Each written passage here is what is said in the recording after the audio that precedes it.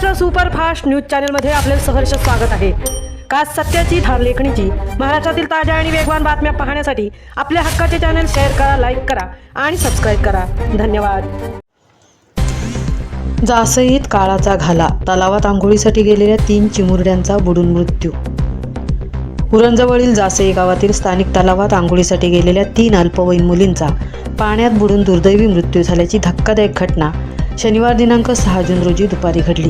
या हृदयद्रावक घटनेमुळे संपूर्ण जासई परिसरात प्रचंड हळहळ व्यक्त केली जात आहे। मिळालेल्या प्राथमिक माहितीनुसार हरियाणा रमजान परवीन वय वर्ष 8, रवीना रमजान परवीन वय वर्ष 7, सौम्या कन्हैया प्रजापती वय वर्ष 13 अशी मृत मुलींची नावे आहेत। या 3ही मुली मूळच्या उत्तर प्रदेशातील असून सध्या जासई येथील एका स्थानिक चाळीत कुटुंबासह वास्तव्यास होत्या। शनिवारी दुपारी 2 ते 2:30 वाजण्याच्या सुमारास गावातील तलावावर त्या आंघोळीसाठी गेल्या होत्या। तलावात उतरल्यानंतर पाण्याचा आणि खोलीचा योग्य अंदाज न आल्यामुळे 3ही मुले अचानक खोल पाण्यात गेल्या आणि बुडू लागल्या।